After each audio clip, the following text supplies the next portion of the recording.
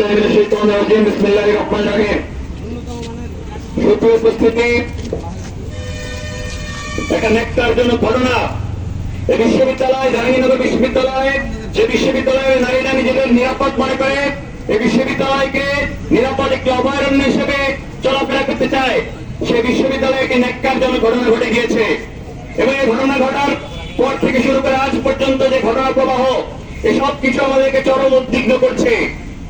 এদেশে অনেক রকম ঘটনা ঘটে, অনেক বড় বড় অপরাধ হয়, সে অপরাধের খুব দ্রুতই দেখা যায় বিচার নিষ্পত্তি হয়, আসামি আটক হয়।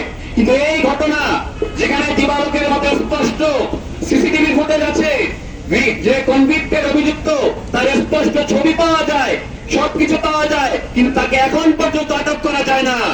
আমাদের কাছে মনে হচ্ছে এই জায়গায় দীর্ঘ ষড়যন্ত্র রয়েছে, দীর্ঘ কৌশল রয়েছে। আমরা শুরু থেকেই আমাদের যিনি সার্ভাইভার, যিনি এই নিপীড়নের শিকার হয়েছেন, তার পাশে ডাকসু থাকার চেষ্টা করেছে, শুরু থেকেই তার পাশে রয়েছে আমরা।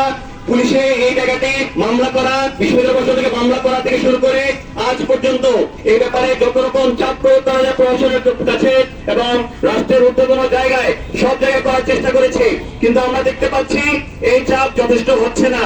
এখন পর্যন্ত এই আসামিকে ধরার কোন প্রকার অগ্রগতি আমরা ভালোভাবে দেখতে পাচ্ছি না। আমরা শুনতে পাচ্ছি তাদের নাকি পুলিশ থেকে শুরু করে র্যাব, ডিবি, প্রত্যেকটা ফোর্স নাকি এর সাথে কানেক্টেড আছে।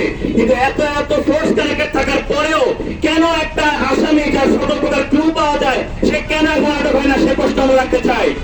আমরা একসাথে দেখছি, আমরা যখন এই জায়গায় বিচার চাচ্ছি, আসামিকে গ্রেফতার করতে যাচ্ছি, একটি পক্ষ বিশ্ববিদ্যালয়কে অস্থিতিশীল করে রাখছে। এমন একটা সময়ে যেখানে একই সাথে বিচারিক প্রক্রিয়া, তাদের বিচার, আসামিকে গ্রেফতার, এগুলো তাদের মূল লক্ষ্য না।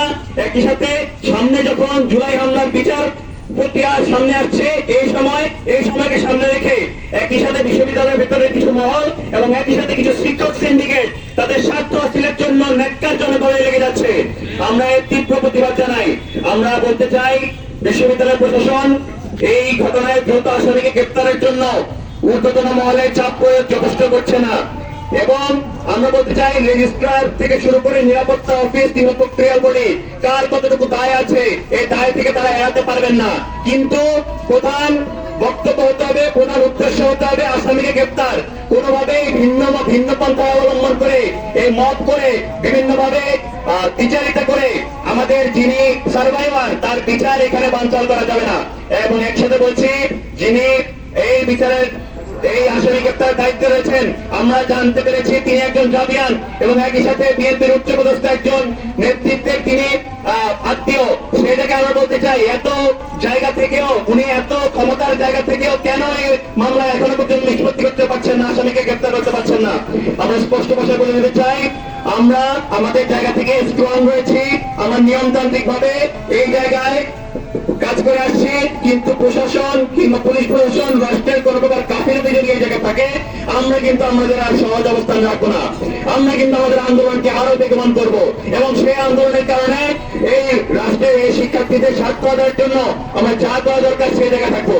আমরা অবিলম্বে দাবি জানাচ্ছি, বিশ্ববিদ্যালয়ের যে প্রশাসন রয়েছে, রাষ্ট্রের পুলিশ প্রশাসন রয়েছে, অবিলম্বে এই আসামিকে গ্রেফতার করার জন্য সর্বোচ্চ ব্যবস্থা গ্রহণ করুন এবং এই বিশ্ববিদ্যালয়ের নিরাপত্তা নিশ্চিতের জন্য জনবল নিয়োগ থেকে শুরু করে সীমানা পার্টি সুরক্ষিত করার থেকে শুরু করে যত রকম পদক্ষেপ গ্রহণ করা দরকার সেই পদক্ষেপ গ্রহণ করুন।